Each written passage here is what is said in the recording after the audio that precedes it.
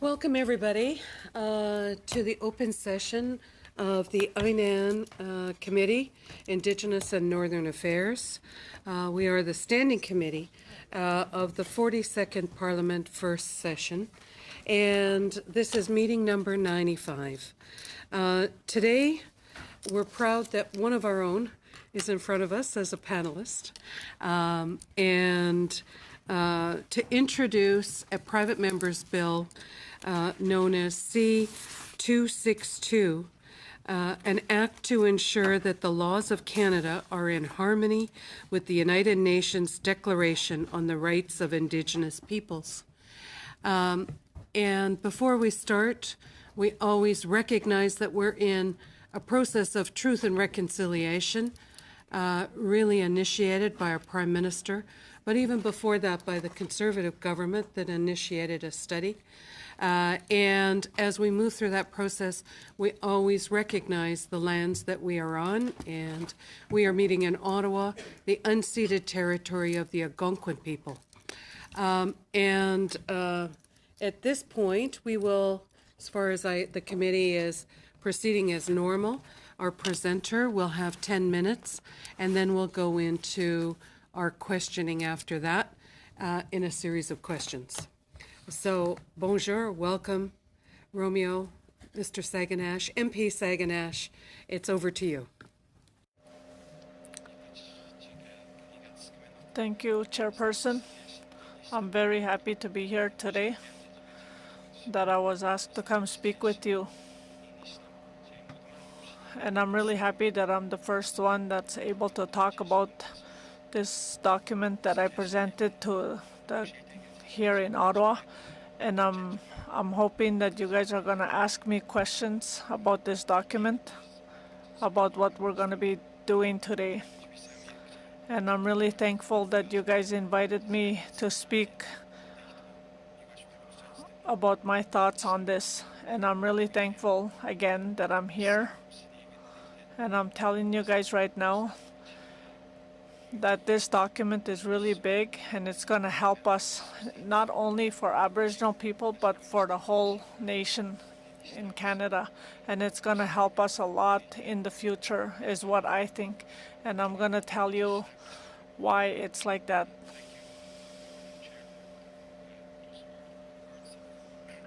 Greetings from my part. I was hoping to have my mother with me today because she I guess wanted to participate and listen in to this important discussion. She's the one who insisted that I go to law school. She's the one who insisted that I continue defend my people, my land, my territory, the resources of those lands and territories. And she put it this way from the outset. She said, if you do this, go to law school, learn about the laws of the country and the world, that will allow your brothers and sisters, those who have chosen to continue with their way of life, to be able to do so on their land from where they come from. So I think that was the balance that we searched for in our family. Some of us had to choose to go to school. Some of us preferred to stay on the land. And I want to salute my brothers and sisters who did choose to stay on the land and continue with the Cree way of life. There are about 30% of Cree that still live off the land of hunting, fishing, and trapping. That is why EUSG, as we call our territory, is so important to all of us. I started the debate in the House of Commons over Bill C-262 by saying that Indigenous people's rights are human rights. For a long time, over 30 years now, the international community, the international forums have treated Indigenous rights as human rights. It's been 3 decades now. And I think in this country, whenever we speak about Indigenous peoples, we should speak about their rights as human rights as well. You perhaps may know that the Supreme Court is going in that direction.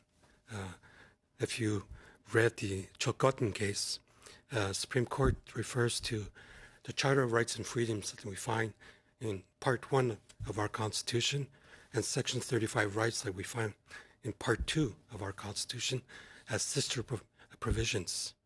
That's the word that the Supreme Court uses, the words that the Supreme Court uses, sister provisions. And both parts of our Constitution serve to limit the actions of governments, both provincial and federal. I think it's important to remember that. So I think it was important for me to start off by expressing that thought that the human rights, the rights of Indigenous peoples in this country are human rights. I introduced Bill C-262 because I think, and we all agree around this table, that the time for reconciliation and justice for Indigenous peoples in this country has come. I don't think there's anybody around this table that disagrees with that. So the idea of a legislative framework does not necessarily come from me.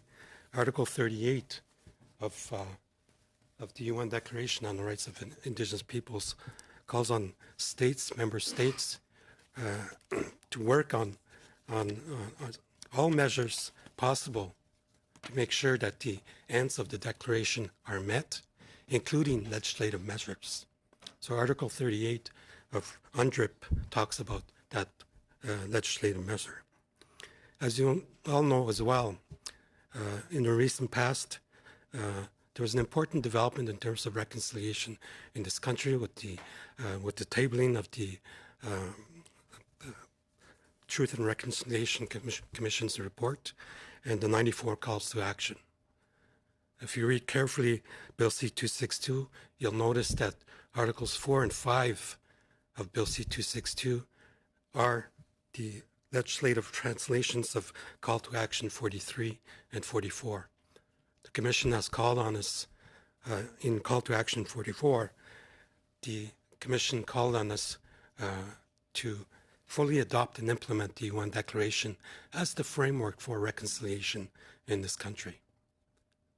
In fact, 44 calls on the Government of Canada, the provinces, the territories, and the municipalities of this country to fully adopt and implement the UN Declaration. They use both words, adopt and implement, as the framework for reconciliation.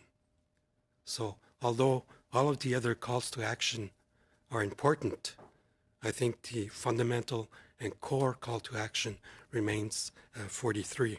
In fact, under the heading reconciliation in the calls to action, you find 43 and 44.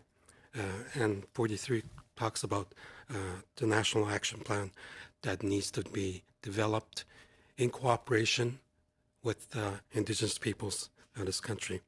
In fact, the 94 calls to actions, there are 16 references to the UN Declaration on the Rights of Indigenous Peoples. 16. That's how important this document is for Indigenous peoples in this country, but also for almost 400 Indigenous individuals around the world that live in more than 70 countries on this planet. I think it was only appropriate that the first legislative step that we need to take in that context of reconciliation and justice in this country will remain Bill C-262. I also mentioned during the debate that I consider Bill C-262 as perhaps the most important legislation that this Parliament of Canada will have to consider, has had to consider in a long time. And I want to take that opportunity to welcome the support of the government. I'm hoping that at the end of the day, at the end of the process, the official opposition of Her Majesty's loyal opposition will also support Bill C-262 as a way forward for reconciliation and justice in this country. There was one element, and I hope we'll be able, because I see that my time is running out, there was one element that struck me during the debate, and it came from the official opposition, whereby by adopting this bill, it will create an uncertainty As a matter of fact, Madam Chair, I think the opposite will happen. If there's one provision in our Constitution that created that sort of uncertainty was Section 35. What did we mean by Aboriginal rights? We know a little bit about treaty rights and their clarity in the treaties, but what did we mean by Aboriginal rights? Does it include the right of self-determination of Indigenous peoples? Does it include my right to speak my language in that place, in the House of Commons? So those are the kind of things, that kind of uncertainties and ambiguities that the adoption of Section 35 created. That's why we ended up most of the time in the courts, in the court systems, because there was no agreement over what Aboriginal rights content was.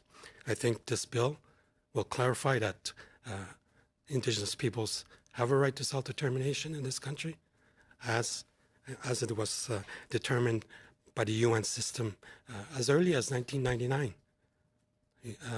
The Human Rights Committee back then confirmed that both Articles 1 of our Human Rights Covenants that Canada has signed on, the right of self-determination applies to Indigenous peoples. That was determined as early as 1999. So, Madam Speaker, I'm looking forward to your questions within the next hour, and certainly hope that I can answer the questions that are put forth. Thanks. Thank you. And we'll open the questions from MP Vandal. Thank you very much, Madam Chair. Premièrement, Monsieur. First of all, Mr. Saganash, allow me to congratulate you. I know that you worked with great passion over a long period of time, over decades, to help the Aboriginal peoples, and you have a vision which I believe is deserving of congratulations. Allow me to congratulate you because you've been working for years on this bill and for this bill. Is that a number of private members' bill, very similar to yours, Bill 262, have intended to enact legislation to implement UNDRIP in the past, but all have failed to pass second reading. So, in your view, can you explain to this committee why you think it's the time has finally come to move past second reading and actually make this legislation pass third reading and become law? Well, there are many things. Thank you for the question. There are many things, and I want to thank first the previous MPs that attempted to adopt similar legislation in the past. I have in mind Denis Savoy, Tina Keeper as well, who have attempted this.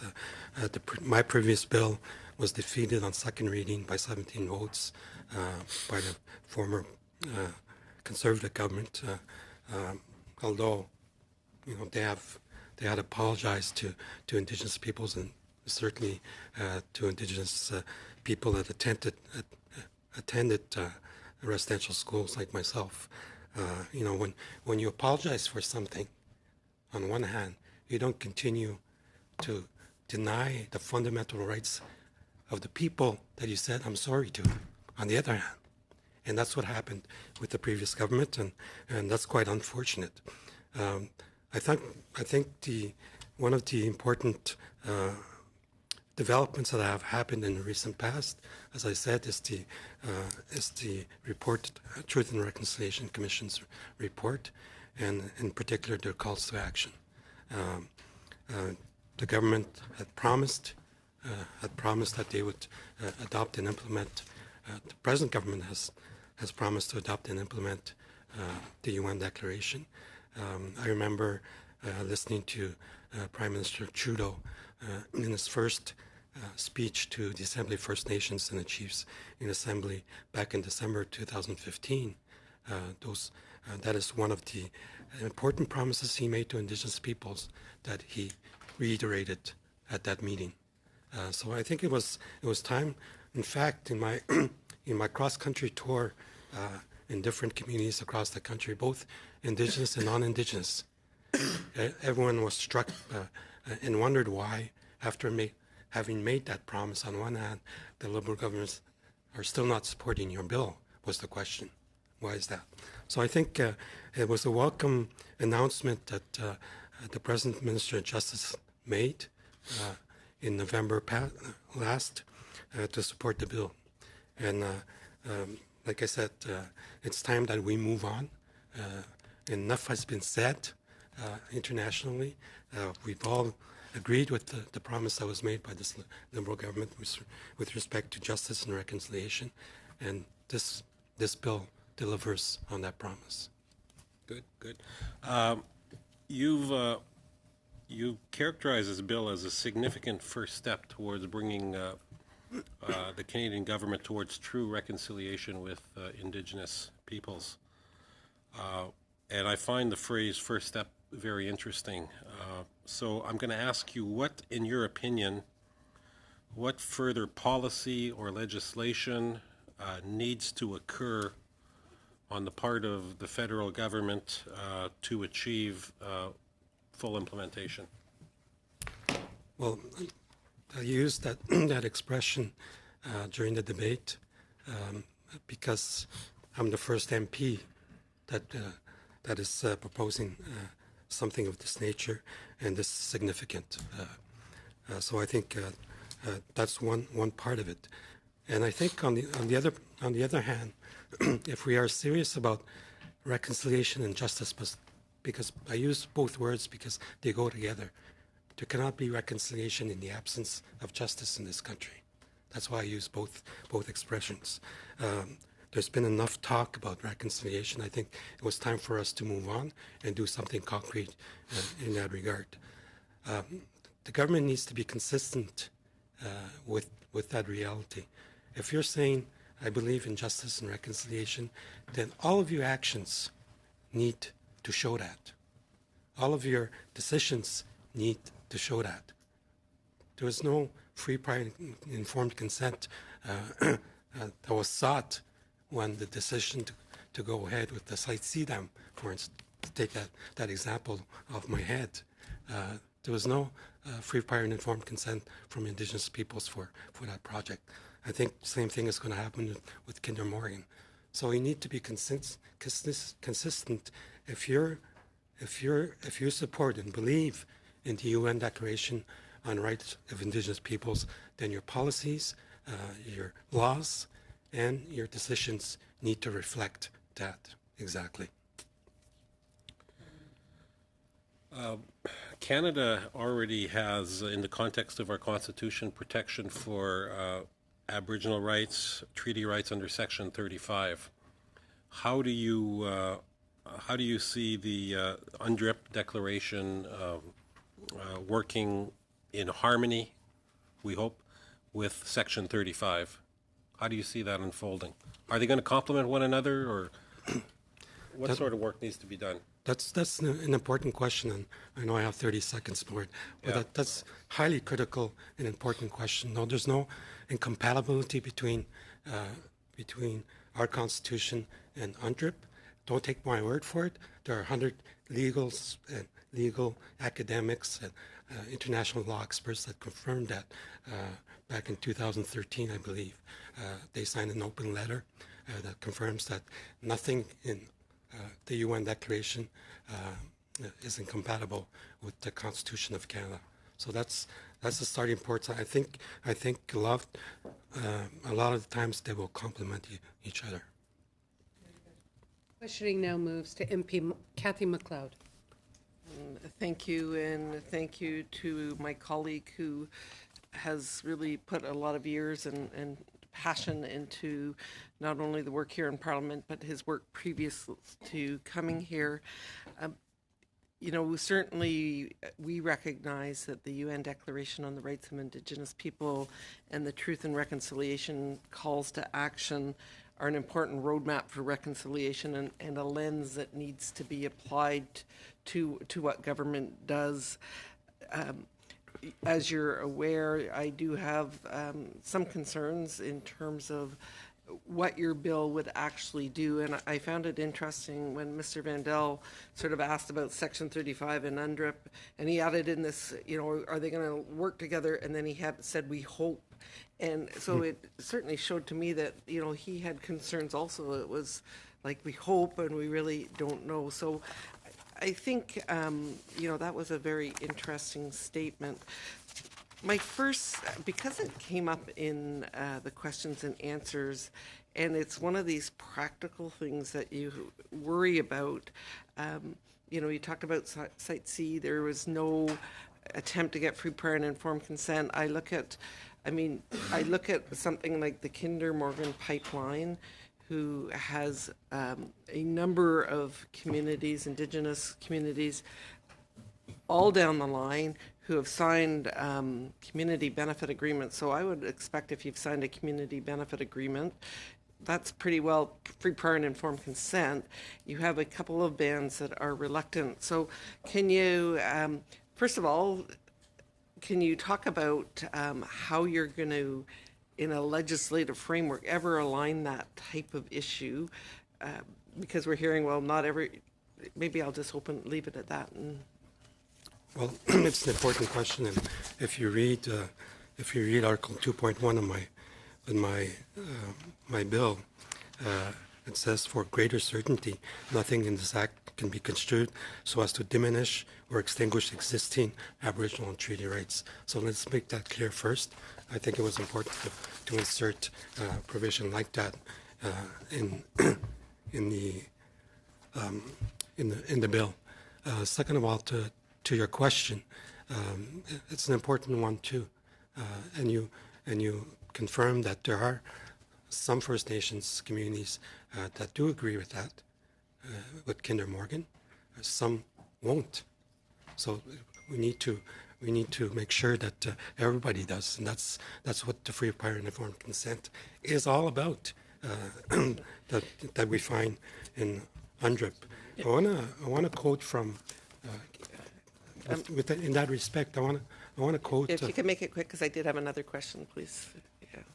Well, I'd like to elaborate on free, prior, and informed consent and how it is understood already by experts, and how it is understood as a right under international law. But it was accurate. What you said is that you believe free, prior, and informed consent would mean every First Nations that potentially would be impacted needed to give free, prior, and informed consent. Absolutely. Okay. So that obviously is something that's a concern.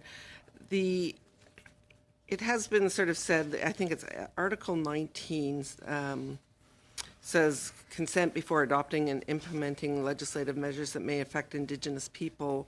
And of course, you know, it's been indicated, and the minister indicated it herself, that it would be laws of general application and not the laws that exclusively impact Indigenous people. So I'll take an example of the marijuana legislation. I think it's pretty clear there was not even consult and accommodate in that particular piece of legislation. Never mind free, prior, and informed consent. So as I understand your bill, if we are to implement Article 19, something, first of all, would that bill have required free, prior, and informed consent from Indigenous peoples?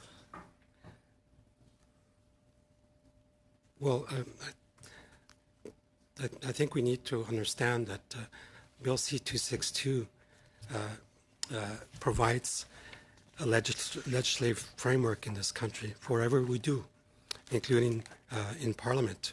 So if there's, for instance, legislation that wants to replace, that would attempt to replace the Indian Act, well, the minimum standards are contained in the UN Declaration. That's what this bill does. If you want to come back with a new First Nations control of First Nations education, then the minimum standards are contained in the UN Declaration.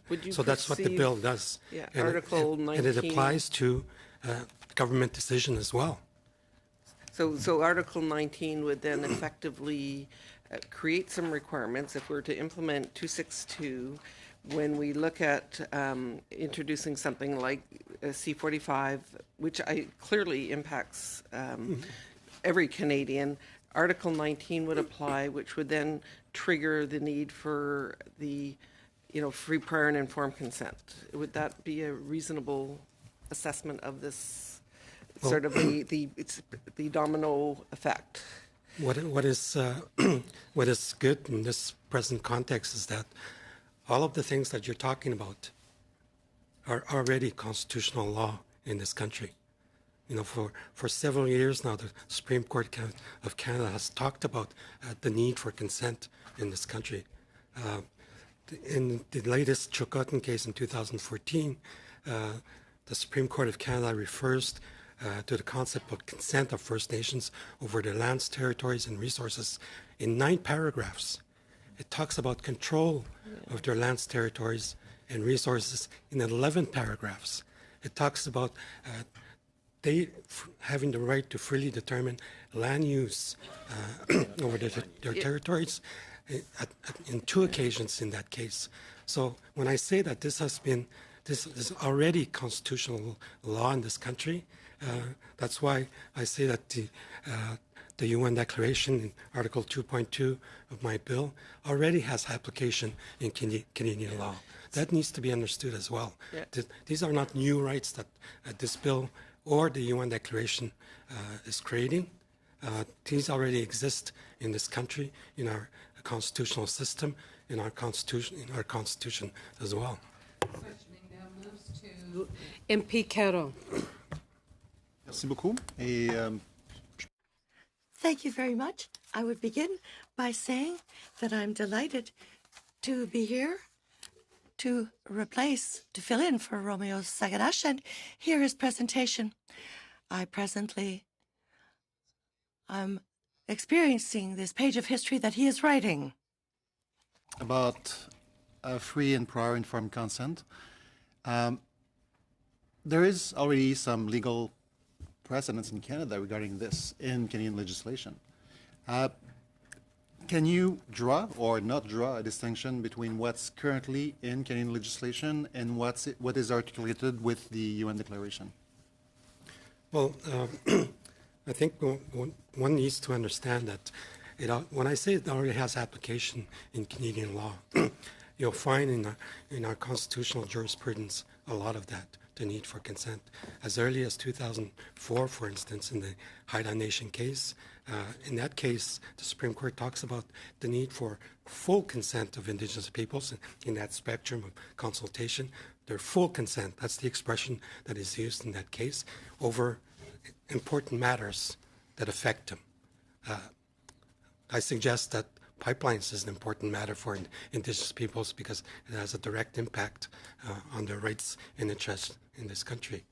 Climate change is an important matter for Indigenous peoples because it affects their rights and interests as distinct peoples in this country. And it also can be said that since 1975, for instance, the Cree have signed over 80 agreements in James Bay over resources, mining, forestry, hydro development, and so on. Over 80 agreements since 1975, since we've signed the first modern treaty in 1975. That's free, prior, and informed consent in action in this country since 1975.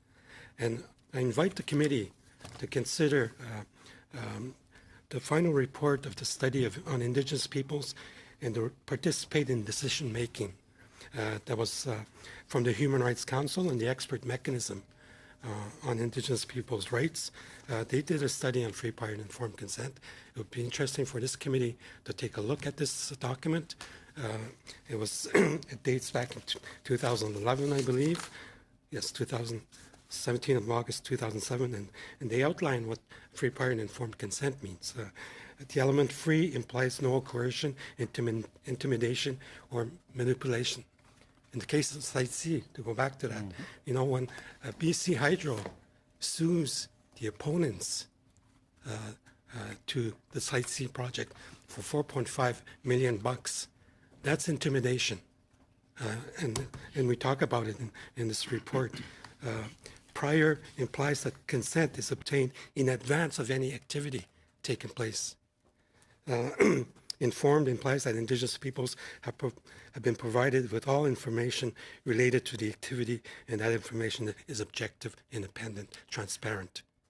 And consent, of course, means that, just back to informed, for a long time, Hydro-Quebec would submit to the Cree documents only in French, and they know that Cree have English as a second language. So that's not the kind of informed that this right implies.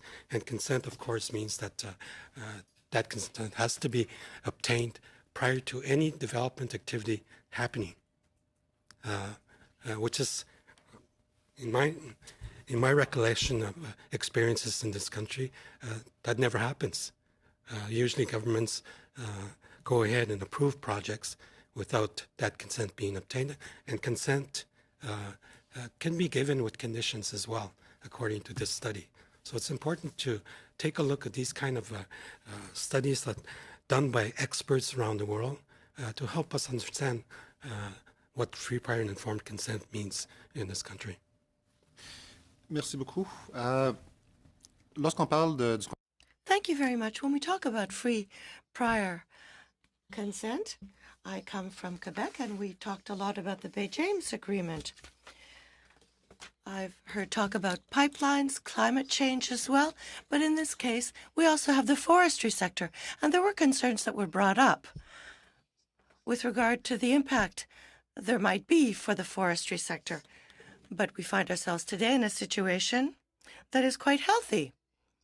So what were the arrangements, the compromises, the agreements that were negotiated in order to achieve this balance we have at present? First of all, thank you for the question. And I think it's important to understand that we must, in recognizing the rights of the Aboriginal peoples, not see anything that is a danger for the environment nor for the economy of the country. Even if we rely an awful lot on our natural resources throughout the country, not just in Quebec. Most non-Aboriginal communities in my riding depend on land-based resources. To the extent that the rights of the Cree were recognized and respected, this allowed for these partnerships that were negotiated over the course of more than 40 years now. And in the preamble of my bill and of the UN Declaration, one of the basic principles underlying good people-to-people relationships is respect, partnership, and cooperation. The first item on the agenda between peoples is a nation-to-nation relationship. And when we determine clearly what the rules of the game are, and this is the purpose of my bill, we will clarify these rights that do exist for Aboriginal peoples. This will allow all industries and everyone, all stakeholders, all players, to know which rights we're discussing here. And this is what we saw in the James Bay Agreement with the Cree. Things were clarified in the context of that agreement with regard to the environment and development. And this allowed for this clarity for the rest. And this is what we see in northern Quebec at present. Now moves to a shared time between MP Bossio and MP Amos. MP Amos is to lead. Madam Chair, Miigwech, Member Saganash, c'est un plaisir d'être ici avec vous. Je sais que It's a pleasure to be here with you. I know it's not just you, but it's all of Canada that is proud of you. all of your efforts, and I'm proud to be here asking you questions. I want to ask a question, follow on this theme around Quebec and the way that this might impact the rest of the country. Because as we know, the Crown has many, has provincial and federal aspects, and laws are not just about laws go beyond just constraining a government, a particular government. They change cultures, and one could presume that this bill, if passed, would have repercussions across a variety of jurisdictions. I'm wanting to hear your opinions on where you see this bill impacting not only the manner of behavior of the federal government, but also our provincial and territorial governments. Well, thank you for that question. I think it will have a positive impact on Indigenous people, certainly, but for the rest of Canadians as well. One of the things I mentioned, and I do want to reiterate one point before going more precisely into your question, is that at one point during the process of consultation throughout the country, but also with certain of your ministers, colleagues, the Minister of Crown Relations, Crown Indigenous Relations, asked the following question: is there a precedent around the world for this kind of legislative framework for human rights, Indigenous human rights? And the answer is no. But I'm glad she posed that question because exactly, Canada was the former human rights champion around the world.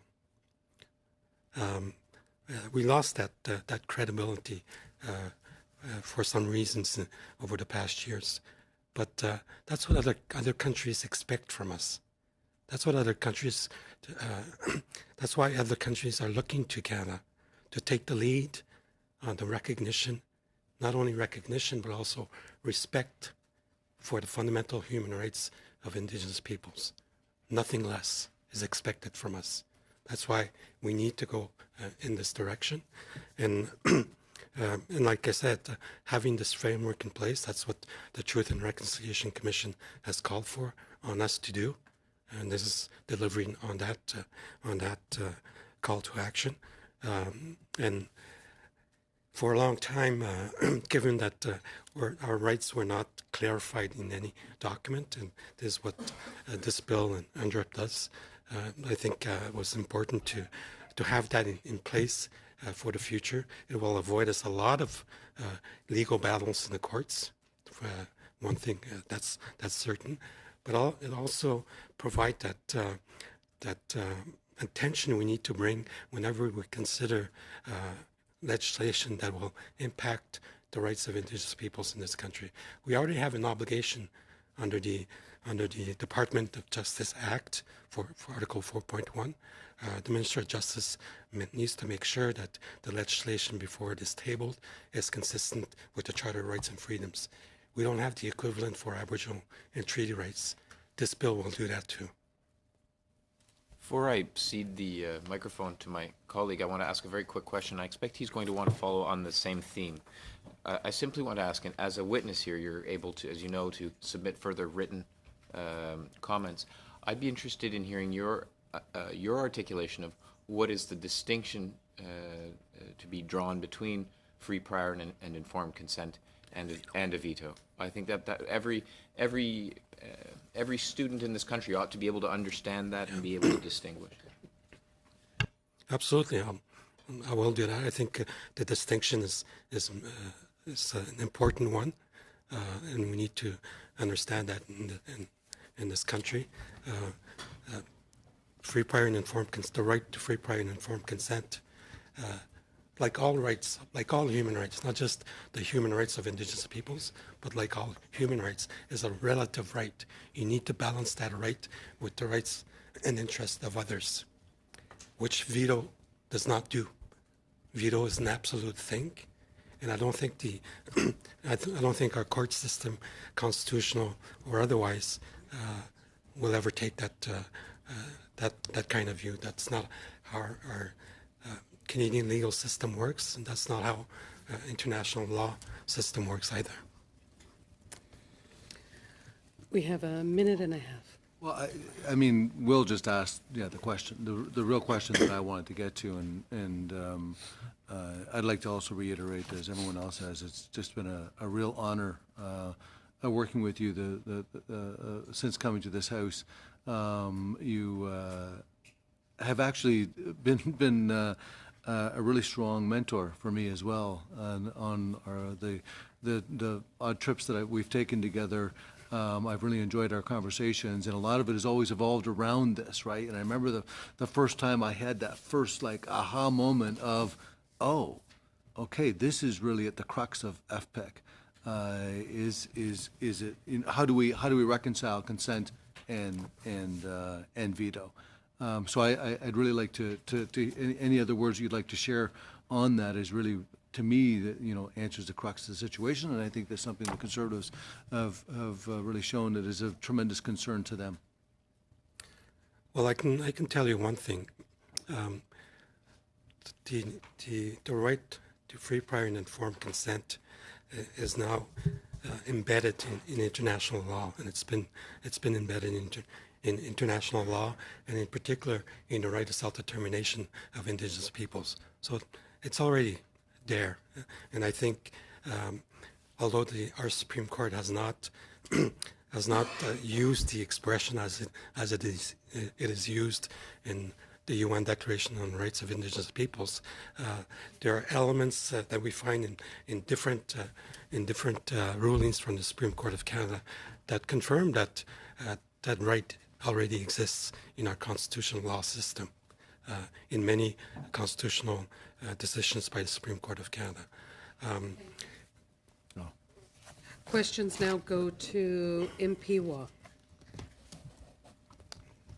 Thank you and congratulations. It's been, I'm sure for you, a lifelong dream to be here, and last week to get it passed. That was interesting. You were mentioning different rulings, different elements, and I think that's where the confusion is from the Supreme Court. We're getting mixed messages. It's not all what you just said. I mean, we're getting some mixed messages out of environment, out of fisheries, and so maybe just comment on that if you don't mind. I don't think it's cut and dry like you have expressed in the first 45 minutes in front of committee here. Well, you'll have to give me a more particular example if you want me to answer that. But I think over the years, there has been many decisions, and of course, like any court, they might at times contradict themselves from a previous ruling. That's unfortunate because that's not supposed to happen, but it does happen. We're all humans, I think, and we need to recognize that. But I think the trend has been very strong over the years on many of the aspects that we're discussing and debating today. Especially with respect to our rights over our lands, territories, and resources. I take the time, even with decisions that have nothing to do with Aboriginal or treaty rights in this country, decisions coming down from the Supreme Court, I always take the time to go over them because at times the Supreme Court clarifies some previous judgments, elaborates on certain constitutional principles at times in other rulings. So it's important for people that are interested in constitutional law to follow those kind of constitutional principles that we get from the Supreme Court of Canada, and I've always done that. One of the important rulings for me is the Quebec secession reference case, whereby the Supreme Court has determined in its opinion that political actors in this country, as we normally understand it, is not just the federal government and the provinces. It also must include the Indigenous peoples of this country at all times in our discussions, because as with my human rights who are relative and not absolute, at the division of jurisdictions between the federal government and the provinces, we know in our system it's the provinces that have jurisdiction over natural resources. But again, there, Supreme Court has clearly said that although the provinces have jurisdiction over their natural resources, that jurisdiction is not absolute because there are Aboriginal rights and treaty rights over them. So I think, but I think the general strong trend has been in that direction throughout the years. Yeah, there's confusion with free, prior, and informed consent. We saw that last week when the Liberals voted with your private member's bill, because the next day... Good on them.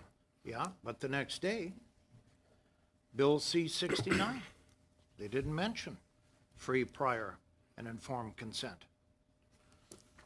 Yes? No? Well, Environment? Fisheries? I think the confusion there. It's a confusion for I mean, all of us, though. I wasn't. No one explained to me, but I think it's partially because the bill has not passed third reading and does not have the royal sanction yet. I think from there on, as I explained, I think we'll have that legislative framework for future legislation. That's your interpretation. My interpretation, let me finish. The other aspect of all of this is that if you read Article 2.2 and Article 3 of Bill C-262, both our articles talk about the UN Declaration having application in Canadian law as we speak. So maybe you don't agree with it. Maybe they didn't realize that. But I think having this bill passed in third reading and through the Senate, I think we'll be clear on that for the future. I think that's what is needed in order to avoid that confusion. Similar confusion was created when the Constitution, Section 35 of the Constitution was adopted. You know, what is the content of Section 35 with respect to Aboriginal rights? Similar confusion was created when the James Bay Northern Quebec Agreement, first modern treaty, was signed in 1975. I remember those conversations. Oh, people said, especially these hunting, fishing associations throughout the province said, well, if we're going to recognize the right of the Cree and the Inuit to be able to hunt, fish, and trap throughout the year without conditions, then there goes the entire moose population, there goes the entire caribou population, there goes all of the fish in our lakes in Quebec. Well, guess what? It never happened. So I think this is something that's situation here is similar, in my view. Those rights exist because it is said that they are inherent, and which means that these rights, fundamental rights, exist because we as people exist right now here. I'm talking to you, right? And those are my inherent rights. So it does not create new law in any way. It does not create new rights in any way. They already belong to me and my peoples. To MP Ananda Sangari and Harvey, who are splitting their time. Thank you, Madam Chair. Mr. Saginash, I just want to reiterate from my colleagues here the enormous admiration that we've developed for you and the great work that we see that you've done in bringing UNDRIP to the forefront in Canada. I know over the years it's an issue that, at least for the last 10 years, has been something where every UN meeting, the lack of Canada's acceptance of UNDRIP has been pointed out, both the UN Human Rights Council and in other many international forums.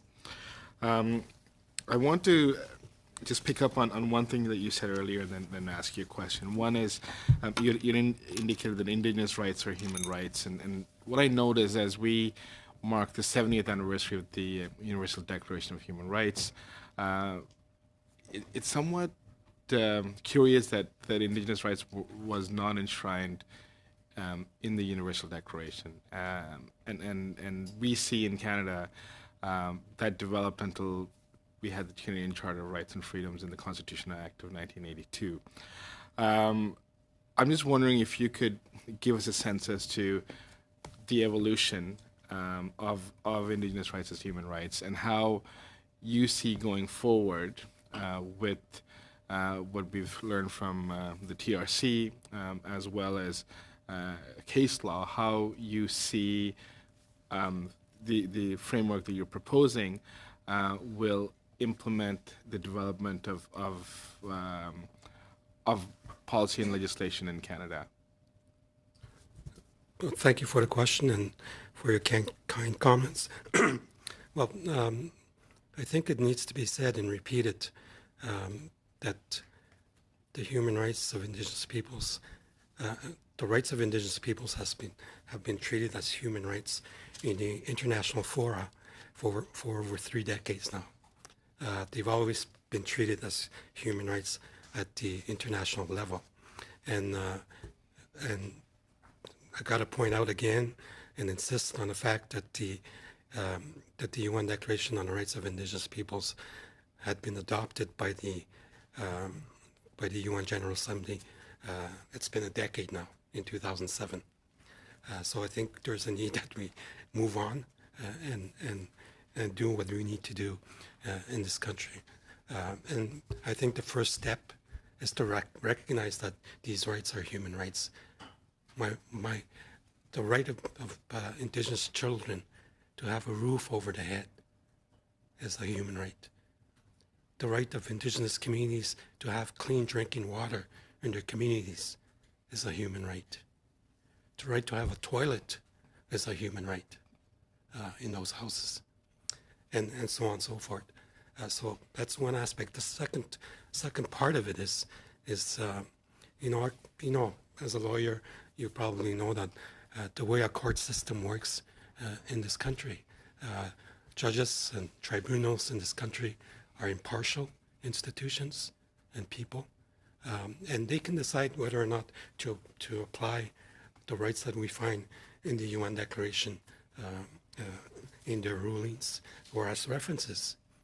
And it happened as early as 1987. The Supreme Court in that case referred to international human rights documents and in particular declarations to interpret domestic law. That was 1987, as early as 1987. That's why it must be said that although the UN Declaration on the Rights of Indigenous Peoples as a declaration does not necessarily have the same binding effect as international treaties or international conventions, sure, that's true, but does not mean that they don't have legal effect. So I must ask you, do you think that the proposed legislation 262, do you think that goes far enough, or is that sufficient for the implementation of UNDRIP, or are there more things that government needs to do in order to to ensure full realization of the declaration? Well, I think it's a pretty strong basis already. I think we can move forward from here, even with that piece of legislation. But if the government wishes to change free, prior, and informed consent into veto, that's your business. I don't think Indigenous peoples will be against that. You know, sure, there are possibilities to strengthen Bill C-262 in many respects, in many aspects, and I've always offered my assistance and my collaboration to continue from here on. But I don't deny that Bill C-262 is a very strong basis going forward in the right direction in this country with Indigenous peoples. Let's pick it up from here. But I think the bill needs to be adopted first. We're going to move the questioning to MP Viersen. Thank you, Madam Chair, and thank you, Romeo, for sitting in the hot seat today. One of the so this free, prior, and informed consent is a big part of the discussion, no doubt. But I would say that free, prior, and informed consent is something that all Canadians want, and all Canadians get. To most, not necessarily, not everybody consents, but I know, for example, in my own community, there's a new power line proposal, and yeah, there's a lot of consternation about where the route's going to go, whose land is it on, what the payout is for the acres of land that get taken out of circulation, so to speak. And we have a system that goes through and pays people for the land. But we also all have the ability to go and vote for governments that we desire, and we vote for people that we think will do a good job of administrating these things. How is it that we end up with we have to have a different system, I guess, is basically why do we need a different system for Indigenous peoples rather than having one system that all Canadians participate in? Yeah, there's lots of decisions that are made that I don't like, but we have a system where we have a vote and we choose people, and when we don't like decisions that are made, we work harder, we try to convince more people, we try to get a bigger movement going. I understand that. The other thing is that we live in the British system, for better or for worse.